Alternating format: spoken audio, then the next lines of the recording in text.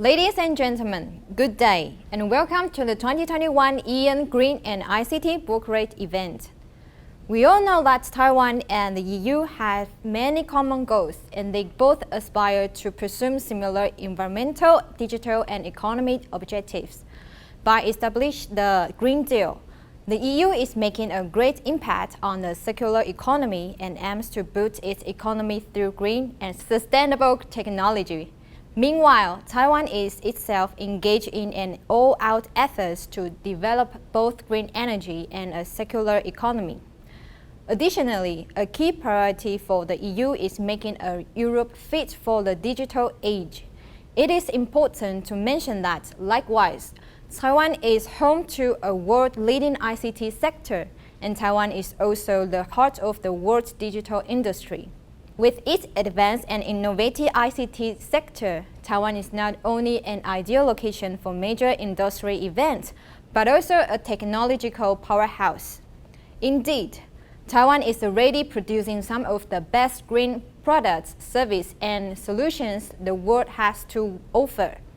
While the EU is superior in its innovative capacity, Taiwan possesses complete ICT cluster. Thus, there are many opportunities to explore fruitful and mutually beneficial collaborations between Taiwanese and EU business.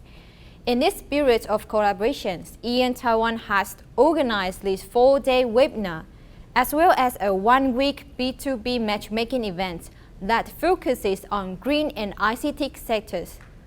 Through these two events, EEN Taiwan will present the latest industry information, seize vital opportunities for business, and deepen cooperation between the two regions. For today's webinar, it is our great honor to have invited guest speakers from 2 different European companies. After their presentation, we will then give you all a short introduction of e-mobility, which is one of the most popular chat shows in Taiwan this year. First, let's welcome Executive Director of Market Development at Titra, Mr. Felix Cho, and Vice Chair of the Sector Group Environment at EEN, Reyes Sanseguando Romero, to offer some opening remarks. Hello, Vice Chair of the EEN Environmental Sector Group, Ms. Reyes Sanseguando Romero. And distinguished speaker, good morning to all in Europe and afternoon of those in Taiwan, and good day to everyone in between. Welcome. On behalf of Titra, the Taiwan External Trade Development Council, it is my pleasure to welcome you all to the 2021 EEN Green and ICT Brokerage event. This event is organized by the Bureau of Foreign Trade, Titra, and EEN Taiwan, along with EEN contact points around the EU. Titra is a leading non-profit trade promotion organization in Taiwan that is supported by the government and various industry associations. To reduce carbon emissions, the European Commission has announced plans to ban the sale of petrol and diesel vehicles from 2035. Taiwan is a major supplier for global high-tech and automotive industry and plays a key role in the EV market. Titra is going to launch a new trade show for the EV and self-driving car ecosystem called 2035 E-Mobility Taiwan, that we present new innovative ideas and solutions for future mobility. This exhibition will foster interaction among professionals as well as business collaboration between startups and manufacturers in both Taiwan and European countries, so that we can make the Green Deal a reality together. Taiwan and the EU have set similar environmental and economic growth. The EU aims to boost its economy through green and sustainable technology and reach carbon neutrality by 2050. And Taiwan plans to generate 20% of its energy from renewable energy by 2025. In the Green webinar, we will focus on innovative solutions and renewable energy and the circular economy. EEN Taiwan is pleased to invite field experts and enterprise from Taiwan and Europe to share their experience and knowledge of green economy trends. I hope that this will help you all gain new perspective and develop innovative solutions to achieve our common objective of a green future. Thank you. Good morning, and thank you very much to Taitra for the invitation, and welcome to you all to this EEN Green and ICT Brokerage event. In the following days, we will be gaining insights into the green and ICT industries and how to boost cooperation in the environmental and ICT sectors. Climate change and environmental degradation are an existential threat to Europe and to the world. To overcome these challenges, the European Commission launched in December 2019 the European Green Deal. It is transforming the EU into a modern, resource-efficient, and a competitive economy, ensuring no net emissions of greenhouse gases by 2050, economic growth decoupled from resource use, and no person or no place left behind. The European Green Deal is also our lifeline out of the COVID-19 pandemic. One-third of the 1.8 trillion euro investments from the Next Generation EU Recovery Plan and the EU's 7-year budget will finance the European Green Deal. The main industries that will benefit from these new policies are water, efficient buildings, food, public transport, clean energy and technological innovation, recycled products, among others. As Vice Chair of the Sector Group Environment, I am also so confident that the collaboration between Taiwan and the EU will continue growing. Today's event is one example of this good cooperation, and together with the active participation of our Taiwanese colleagues in the Sector Group. I would like also to invite you to some of the brokerage events that we will organize in Europe during the last part of the year. They will cover topics linked to the green technologies, such as the International Forum on Industrial Biotechnology and Bioeconomy, from the 30th September to the 1st October. It will be organized by our Italian colleagues. We have also the Ocean Energy Conference at World Maritime Week from the 6th to the 7th October in Bilbao, Spain.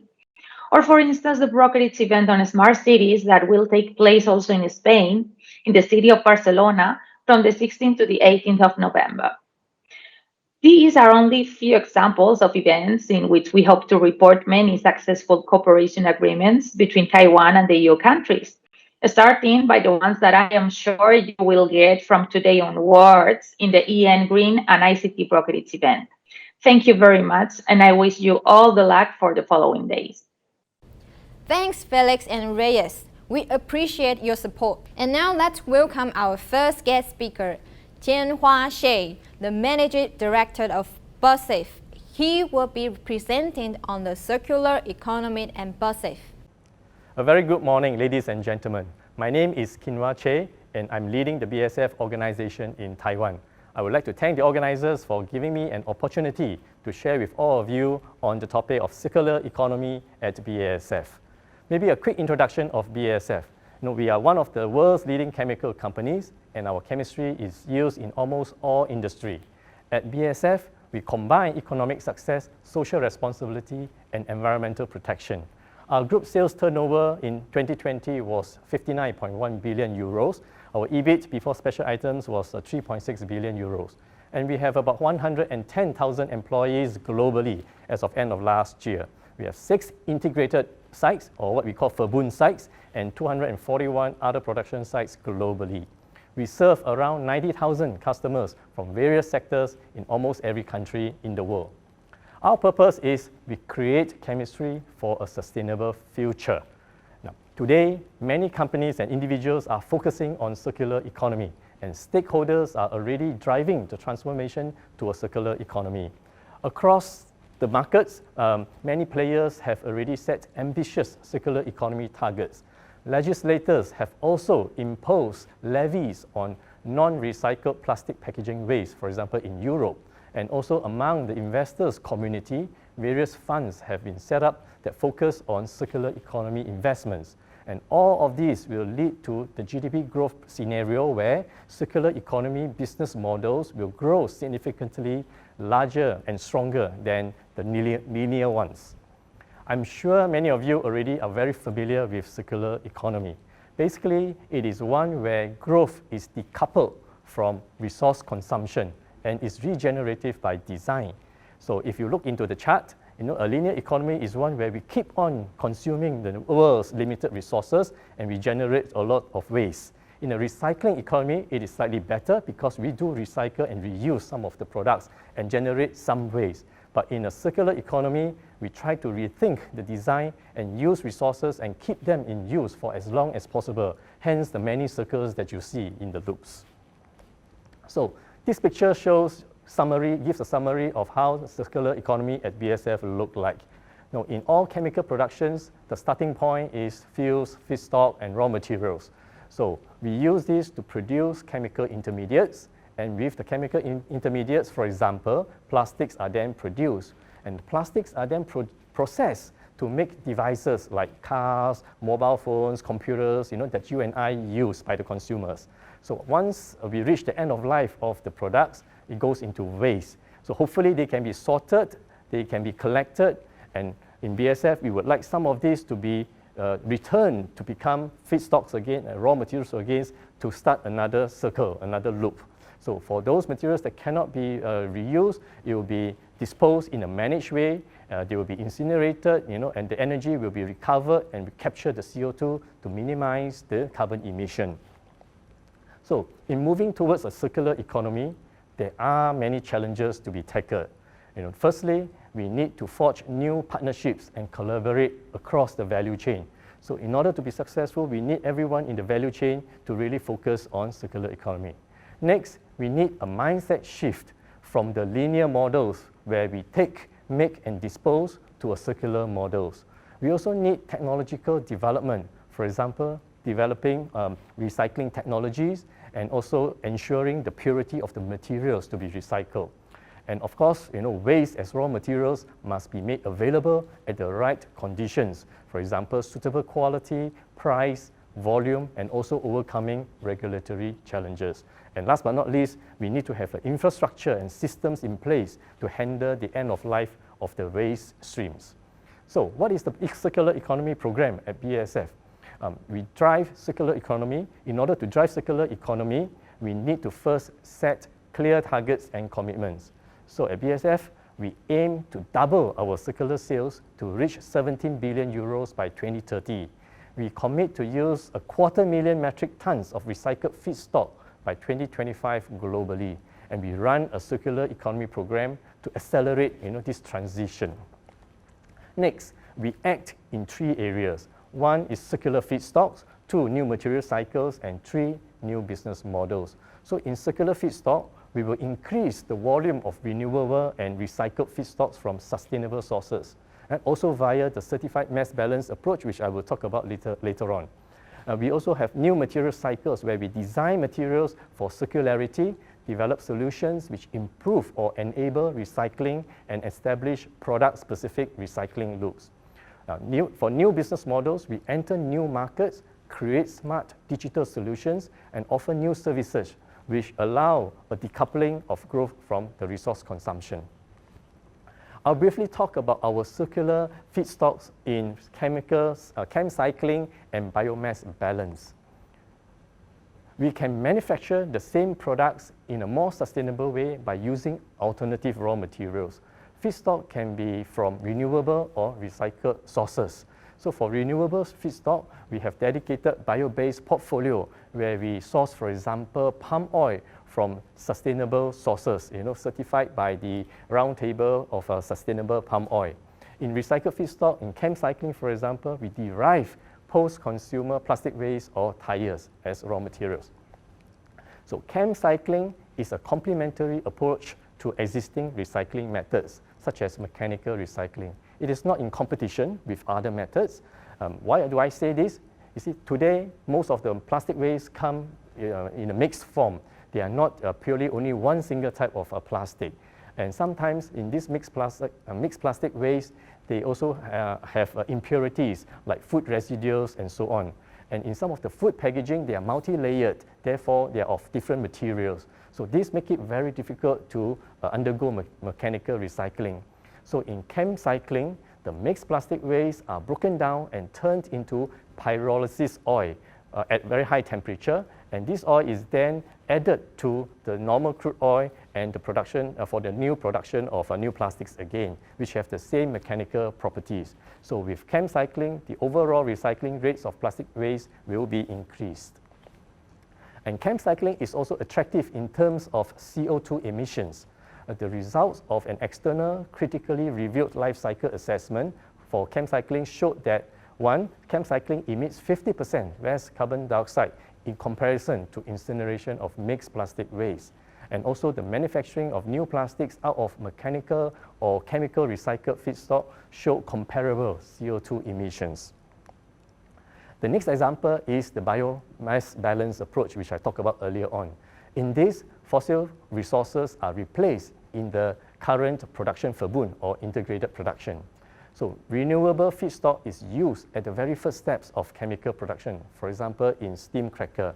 So you can see on the left-hand side of the chart, the renewable feedstock is added on to the typical fossil feedstock, and then they undergo the same BASF production processes in order to produce the desired conventional products on the right-hand side.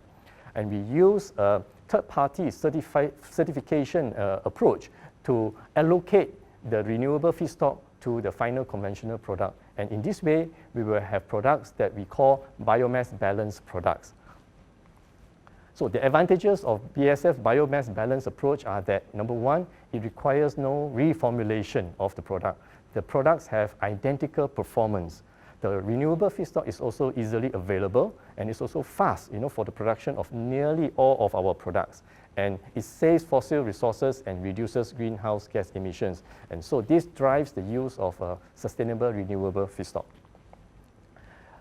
Our circular economy program also includes extending the loops. By this, we want to make our products last longer and more durable. Let me give you some examples. One is our light stabilizer, the Tinovine NOR356. Its exceptional light stabilization extends the lifetime of agricultural films up to 60%. The enhanced film protection and light transmission increases productivity, improves crop quality, and more importantly, it reduces plastic waste. It protects films against very high levels of ultraviolet radiation, heat, and agrochemicals, including sulfur. Another example in extending the loops is Infinergy, which is our expanded thermoplastic polyurethanes, TPU. With this material, it offers longer lifetime of shoes and better durability compared to ethylene vinyl acetate, or EVA, the very commonly used material in midsoles of footwear. Now, this saves resources, and there are also many other benefits, which include simplified design and production process, as well as option for a recycling concept of shoes for the brand owners and shoe manufacturers, for example, a one material shoe. Our circular economy program also includes closing the loops and new material cycles. Let me give you some examples. One great one is our certified compostable plastics, which are biodegradable and bio-based, branded as EcoVio and EcoFlex. EcoVio is used for organic waste bags, fruit and vegetable bags, carrier bags with dual-use packaging applications, and agricultural films. Let me describe to you, one of the cycle. When you go to a supermarket, you buy your goods, and then you use a carrier bag, to contain the goods and bring it home. So when you're in the kitchen, after you are dealt with the organic foods and so on, you use the same carrier bag because it is compostable as the organic waste bag. So together, you can actually throw this into, dispose this into a compostable waste. In this way, it improves the collection and recovery of food waste, helps to avoid microplastics in soil. EcoFlex is the fossil-based and suited for production of flexible films used in the packaging industry. Another example of closing the loop is putting the mattress waste problem to bed. Every year in Europe, about 30 million used mattresses are thrown away. So in BASF, we aim to recover the high-quality polyols from old mattresses. And how do we do that? With a chemical recycling process that breaks down the flexible polyurethane foams and enables a closed loop. So new business models are also developed to contribute to the circular economy program. This is a very cool example. The infrared spectroscopy was developed by our wholly owned subsidiary called Trinamics GmbH in 2015.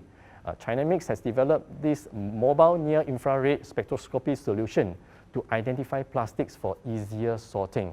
So what you do is you use a handheld device that we have developed and you scan the plastic materials. And the data will be sent to our large database in the cloud via a very simple mobile phone apps in your smartphone. And within a few minutes, you will get, a few seconds or few minutes, you will get the results, what the composition of the plastics are. So with this digital solution, recycling and recyclability are improved, paying off for both the environment and businesses alike. So ladies and gentlemen, this brings me to the end of my very short presentation. I hope this quick overview has given you some insights into the circular economy program and approaches at BASF. Thank you very much for your participation and wishing you all the best in your circular economy journey. Thank you, Mr. Kim Wang-Shet, for delivering such a remarkable presentation. And next, we are pleased to invite Christian van Mullen, the founder of Access Materials Exchange. He joined us today from the Netherlands and will be presenting on how a dating site for secondary materials and waste can bring us a circular economy.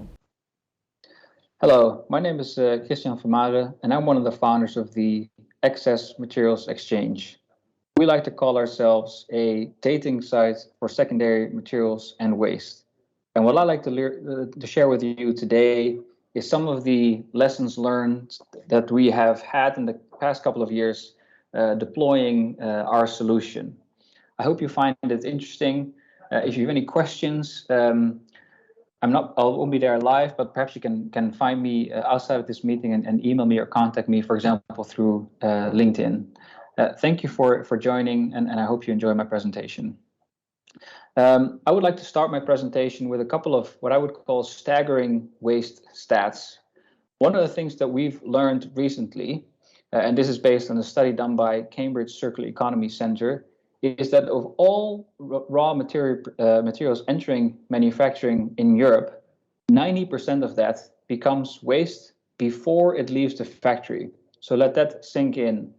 90% of all the materials do not end up in the final product. They are already waste before the start, so to say. And 80% of those products leaving the factory become waste within 6 months, within the first 6 months of their existence. Now that to me shows me that the system is not working. At the same time, we also see that we have some great challenges upon us. Recently, of course, the IPCC report came out, is that really we need to take some actions on climate change, and we need to do it as fast as possible. Now, the Ellen MacArthur Foundation, which is a foundation based out of the UK doing a lot of research into the circular economy domain, has published in a report in 2019 that if we were to adopt circular economy principles in a number of industries, like, for example, food, steel, cement, plastic, and aluminum, we would actually almost get there halfway, or as you can see in this graph, we would get us there about 45%. So not only will the circular economy help change the system, which I think right now is intrinsically not working that well, seeing how much we're really wasting, but also we have a great opportunity to make a huge impact on mitigating climate change as much as we can. Now, having said that, the promise of circularity has been around for quite some time. A lot of organizations, like, for example, different governments, your governments, are talking about it and are really doing their best through all sorts of ways to make the circular economy happen. But at the same time, it seems to be quite tough. One of the things that we would say is that circularity seems to be a bit stuck in the future. Everybody wants it, but it seems to be quite difficult to get there. And what we've been trying to do is sort of getting that unstuck. But there are a couple of challenges out there. There seems to be a need for consistency in quality and quantity, which of course, when it comes to secondary waste streams, is always quite difficult because you never really know what a particular material stream has been through or has gone through or what it has seen. So it's very difficult to gauge what the quality is, and because of that, unsure what you can do with it next. Then there's also a need for alignment on timing. When waste streams are being released, there's not always immediately a demand for those waste streams. And storage is expensive, and you can't expect a manufacturer, a factory, or maybe a builder to be stuck with waste streams for an extended period of time. It may even hamper the project or the manufacturing they're working on. And because of that misalignment in timing, we also find it quite difficult to find high value next uses for these solutions because you have to be very quick. And then there's also the need for data availability. One of the things that we found with our platform, the Access Materials Exchange, is that the administration around waste is actually quite poor. And I think traditionally in the past, people never had to, right? Because waste, you put it in the container, it's being picked up maybe every week or every month, and you don't have to look at it again. It either ends up in landfill or it ends up in incineration. But now that we're moving into the circular economy, it becomes really important to understand what is in these particular waste streams, to know what you can do with it next. And we have found that the way that companies are organized these days with KPIs and business processes, it is really important to get a couple of things straight. And one is, and this is where we go, you see in this slide an iceberg, and there's some stuff above the water. That's what I just mentioned, the need for consistency in quality and quantity, the need for alignment on timing, and the need for data availability. But there's also a lot of stuff sort of below the surface. And that is that there needs to be clarity around processes and goals. Because what we often find is that companies would come to us and say, oh, I have this material. I really want something else to be done with it because I find it such a waste. And then we offer them a number of solutions that we have found using our platform, using the AI tools that we have. But then it turns out that it doesn't really fit in with the KPIs that they have as an organization, or it doesn't fit in the business processes they have. And then we end up not making that match. And changing these processes, as you may be aware of in your own organization, is quite challenging, especially if you don't get the support of higher management. And we also find that this is compounded by the fact that the potential of the circular economy is often quite unclear. We have a gut feel that we feel like we need to recycle and reuse materials, but we often don't really understand what the benefits are of doing that. And if the benefits are clear, in a lot of cases, they're not with your particular department, but maybe the benefits go to someone else. So then there's also not a whole lot of motivation of making that happen. This is also further being made difficult because of unclarity on ownership within the organization. A lot of cases, the circular economy ambitions are sort of imposed top down, but then they sort of often get stuck in middle management, and then the operational departments don't really know how to deal with these new changes, oftentimes also because the other processes that they have to deal with are misaligned.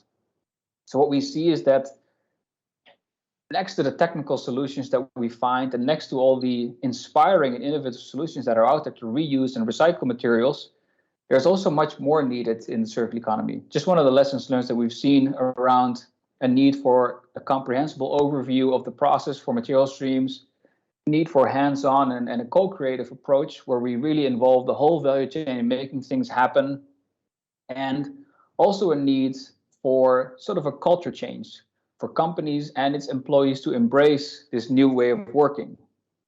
And what this does, and what sort of some of the technical solutions will bring, is through some of the features that we have on our platform, just to share a bit of the work that we're doing, is using things like a digital resources passport, so enabling and making it possible to improve the availability on data of waste streams by really giving these waste streams back an identity using these resources passport, will give companies insights and have data available so they can compare materials across sectors. Next to that, it is important to link these digital identities with the real life assets. And for that, we use IoT-based tracking and tracing tools, like, for example, very simple things like QR codes or RFID tags. And what that does is it can give you insight into the chain of custody of products, and it helps you to trace materials as they flow across supply chains. Now, I mentioned that the benefits of the circular economy principles are often unclear. So what we have done is sort of create a triple valuation methodology, which means it's a bit of a mouthful, which means that we quantify the financial, environmental, and social benefits of circular economy matchmaking. So we share with our clients what is the residual value of a particular material stream, what is the environmental impact that they can save, and what is also the impact from a social point of view. And we have found that this can really help align procurement and sales with the sustainability KPIs that an organization may have. And this is actually quite interesting because maybe going into a bit more detail is that sustainability departments and procurement in the past would not be very natural conversation partners. They would often actually avoid each other. But through the tools that we have developed, they would actually be sitting across from each other and having a meaningful conversation about what they can do to improve the sustainability performance of their organization.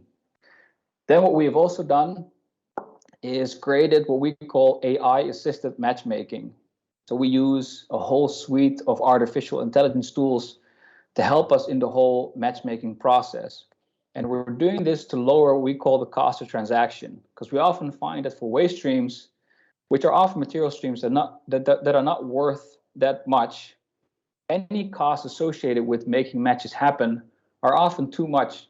So by using AI tools, the matchmaking becomes cheaper, and it also becomes a lot easier to find these high value next uses for these particular material streams.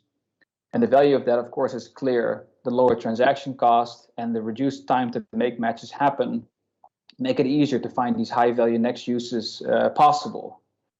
But what is still needed, though, is to have these sort of technical elements, so being the passport, the IoT tracking and tracing, the evaluation methodology, and even the AI tools to make sure that they're embedded in the organizational transformation that is required to make circular economy principles happen through, for example, process journeys, co-creation workshops, and a whole suite of implementation toolkits or tools that can help our clients and perhaps you as an organization or you as an individual organization make this change happen. And this is where our platform sort of comes in a way, is where we actively match the suppliers of any excess material streams with the buyers, and also link to that what we call value-added providers. So this can be logistical service providers, tech providers, technology providers that can, for example, change a material from one state to the other, make it useful again, have knowledge institutes also look at new ways of recycling and reuse, but also work together closely with governments and legal and financial institutes to make sure that the solutions that we provide fit within the legal framework and also help the policy element of the circular economy transition. Basically creating an ecosystem or a community throughout a value chain or throughout an ecosystem that can make these changes happen and also can make them last. And the way that we do that is, like I said already in the beginning, is by giving waste streams an identity. We would often say that waste is basically materials that have lost their way.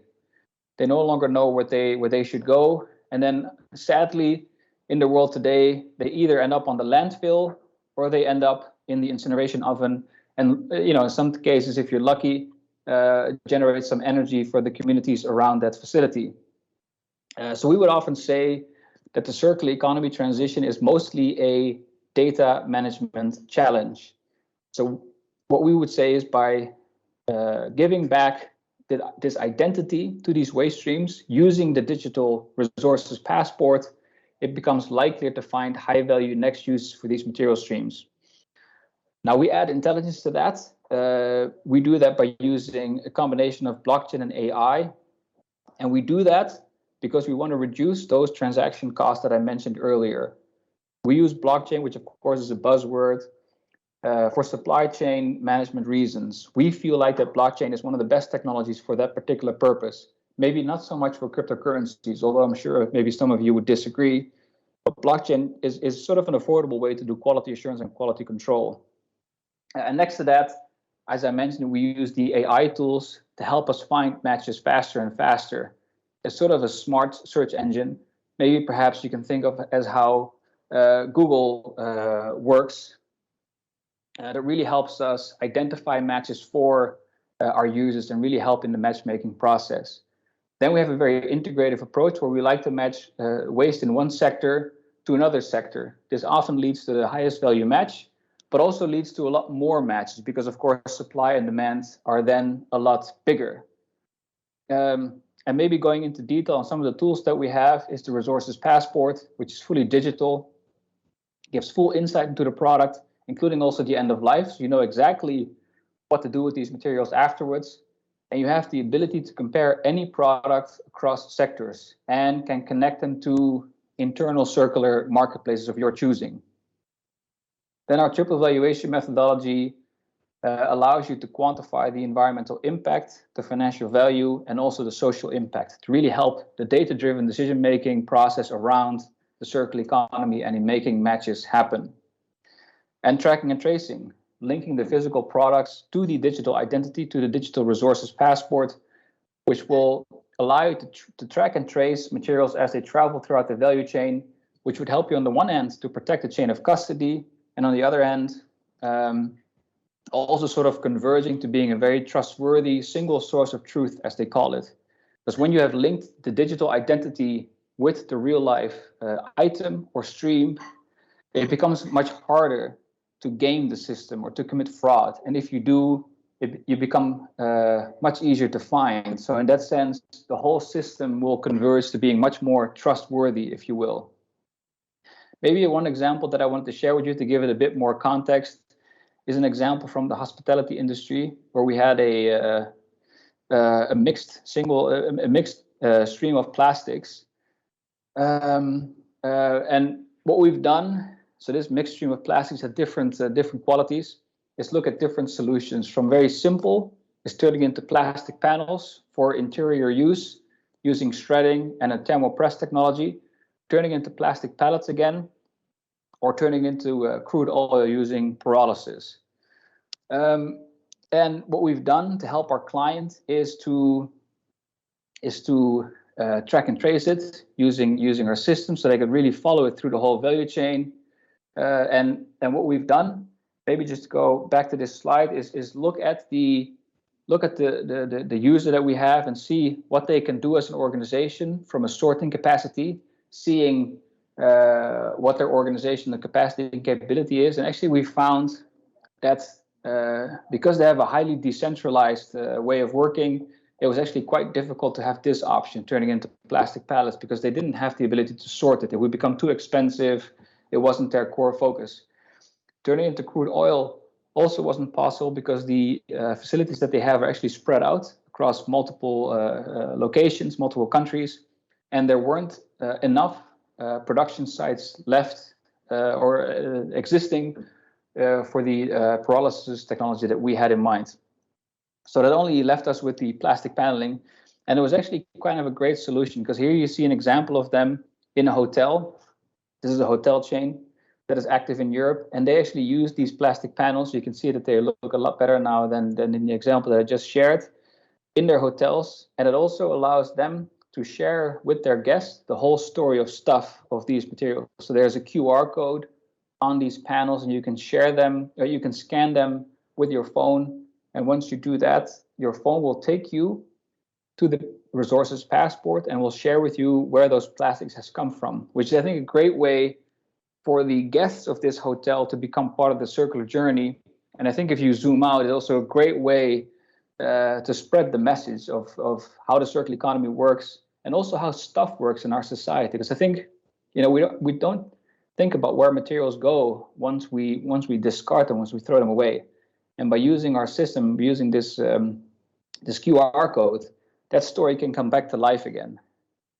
And what we do to back that up and to help our clients make decisions is to look at what that means from an environmental point of view and from a financial point of view, looking at the financial business case. So what we do is for each match that we found, for example, in this case, the pyrolysis, the plastic panels, and the plastic pellets, compare it to the current end-of-life scenario, which is incineration, and then look at what is the environmental impact. That is, the eco cost is basically a financial expression of the environmental impact. Look at the financial value and then see what is the total value. And you have to imagine that if the eco cost is negative, that actually means that it's positive from a financial point of view. It's just a weird way of how this data works. So that's why you see that the bars on the right are slightly higher than the gray bars.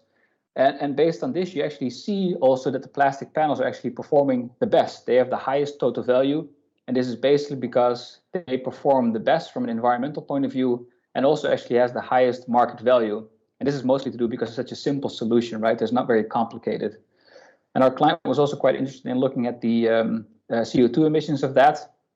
And again, what we've done is taken out the CO2 profile of each solution so you can compare them. And then you have to imagine again that the more negative the number, the better it is basically. So again, here you see that incineration has per ton of material a CO2 footprint of about minus 2,200 kilograms. And the plastic panels perform almost twice as good, as you can see here in this slide. And this again, just a bit of data that we give our clients to make better decisions, but also I think maybe a good way for you to understand a bit better what the impact can be of becoming more circular. And this solution we've already applied globally on many different occasions, and we're still a young company, been around for about 5 years. But our approach is already won us many awards. We're part of the Circulars, which is an initiative by the World Economic Forum, and we even got mentioned once by Prince Charles, which is always good to get a bit of royal recognition. I think I want to leave it at that. Thank you for your time, and if there's any questions, please feel free to reach out to me. Thank you very much. Thank you, Mr. Christian, for your incredibly informative speech. And finally, we are delighted to introduce 2035 E-Mobility Taiwan, one of Taiwan's most popular exhibitions. 2035 E-Mobility Taiwan is an international exhibition which showcases the ecosystem of EV and self-driving cars. As such, it is a platform for product display, seminars, and business meetings. An important goal of 2035 E-Mobility Taiwan is to facilitate the exchange of ideas to stimulate creative communication among companies and to establish future e-mobility collaboration and business models. Now, we are pleased to welcome Ms. Irene Lin, the show manager of e-mobility. She will give you further information about this event. Hi, this is Irene from Taitra, and I'm the show manager of 2035 E-Mobility Taiwan. Today, I would like to take this opportunity to elaborate more about automotive industry globally and here in Taiwan. Also, I will give you a brief introduction about 2035 E-Mobility Taiwan, which is the B2B exhibition that can help you find the partners and seize the business opportunities. Let's first look at the trending global automotive industry development. In order to reach target of Paris Agreement, more and more countries are on track to ban fossil fuel cars to reach zero emission by 2050. Therefore, the production of fossil fuel cars were decreased by 16.2%, and the total sales were decreased by 13.9% in the year of 2020. On the other hand, the total sales of battery electric vehicle and plug-in hybrid electric vehicle were increased significantly by 33.8% and 70.6%. Many countries are going through phase-out fossil fuel vehicle process, including Norway, Sweden, the United Kingdom, Canada, and so on. Among these countries, Norway is the most ecologically progressive country on the planet. Norway will ban the sale of fossil fuel vehicles by the year of 2025. With the support of government's policy, consumers' awareness of green energy, and automotive market size, the top 5 EV markets are China, Germany, the United States, France, the United Kingdom. The top 5 markets conclude 75% of the sales worldwide. As you can see from this figure, China dominates the EV market by selling more than 1.33 million of electric vehicles in 2020. In the late 2030s, the sale of EVs will surge over other vehicles. With this significant growth of EVs leading up to 2035, the global EV sales will surpass fossil fuel cars. Meanwhile, the global output value of EVs will become 2.3 times more than the smartphone. The output value will reach $2.1 trillion by the year of 2024. Moreover, the automotive industry is under digital transformation. Automotive technology megatrends are quickly disrupting the mobility ecosystem. These existing advancements in connected car, autonomous vehicle, sharing, and electrification technologies will impact the original equipment manufacturers, suppliers, and the automotive industry globally. It also presents major opportunities and challenges. Taiwanese companies can take a significant role and become trustful partners in this journey.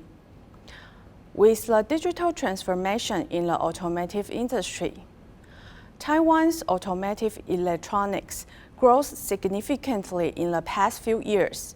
The output value of automotive electronics already excels the auto parts since 2019. In 2020, the output value of automotive electronics had reached 259 billion new Taiwanese dollars. Driver information systems account for half of the output value, followed by powertrain and chassis system, car safety and control system, automotive body electronics, and then security software and equipment. Taiwan has many competitive advantages to become a key player in the trend of digital transformation in automotive industry. First of all, Taiwanese companies are experienced in manufacturing key components in EVs. The products include charging solutions, electronic control unit, motors, reduction gear, automotive lamps, control panels, and lithium battery electrode material. These reliable hardware and software products already play a role in the global car manufacturers' supply chain. In addition, Taiwan is among global leaders of semiconductor design and manufacturing. Taiwan's semiconductor supply chain possesses world-leading positions in integrated circuit design, wafer fabrication, and packing and testing. With 92% of the world's cutting-edge chip manufacturing capability concentrated in Taiwan, in 2020, Taiwan was the second largest market for global sale of semiconductor manufacturing equipment. Moreover, the current global chip shortage only underscores the importance of Taiwan's position on the world semiconductor industrial chain. Therefore, it is very important for EVs and autonomous car manufacturers partner up with Taiwan and take the lead in this digital transformation. Different from Europe and North America, which are home to many large-scale enterprises. Over 95% of Taiwanese companies are small and medium-sized enterprises. These SMEs have over the year accumulated a wealth of ICT application experience and acquired extensive domain knowledge in the various sectors, such as manufacturing, service, education, healthcare, transportation, smart living, green energy, and so on. Taiwan can assist public and private clients around the world in constructing operational bases with the high quality, affordable price, complete and flexible ICT technologies and applications. With no doubt, Taiwanese company can continue to play a crucial role in the new era of automotive supply chain. Last but not least, Taiwan has long been a key hub for high-tech hardware and software. With government support, Taiwan is able to foster a highly tech-centric culture, which allows cultivating generations of high-tech talents. These high-tech talents are the indispensable assets for the development of the future of e-mobility. To echo with Taiwan's competitive advantages, TAITRA has launched 2035 e-mobility Taiwan. This B2B trade show is a great platform to link Taiwanese enterprises with industrial key players and catch up with the global trend. The vision of holding this show at Taiwan is to build a complete EV and autonomous driving car ecosystem. Also, the show can offer a great platform for industry players to explore business opportunities, exchange ideas, and establish future e-mobility business models. 2035 e-mobility Taiwan is a hybrid event, which means the trade show will be carried out both on-site and online. The on-site exhibition will be held from October 20th to 22nd at Taipei Nangang Exhibition Center Hall 2. Online exhibition will last for a month from October 20th to November 20th.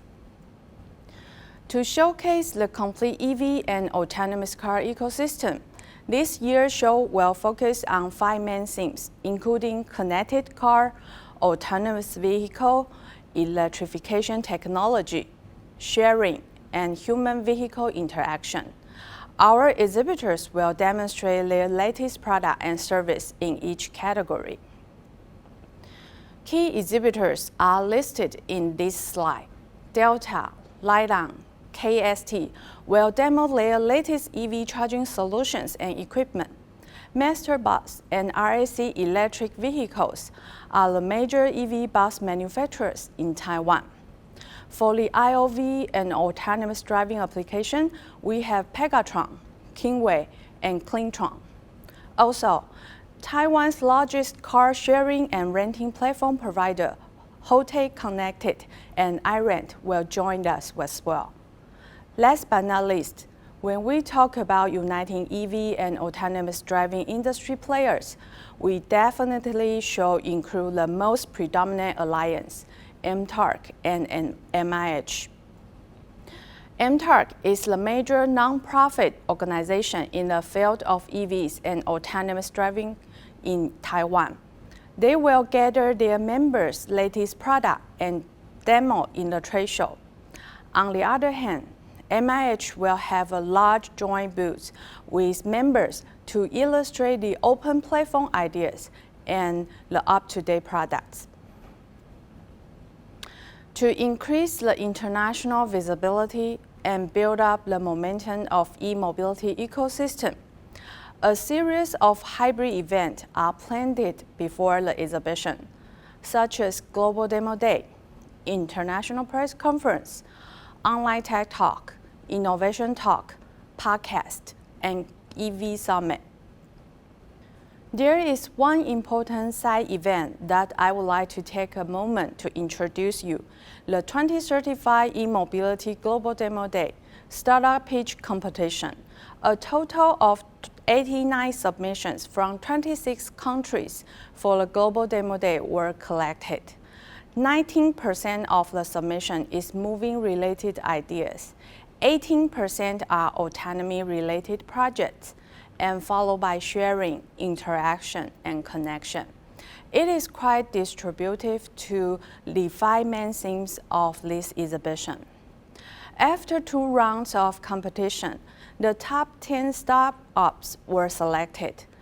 Their products and solutions are related to electric motor, energy management, AI system, sensing software, and etc.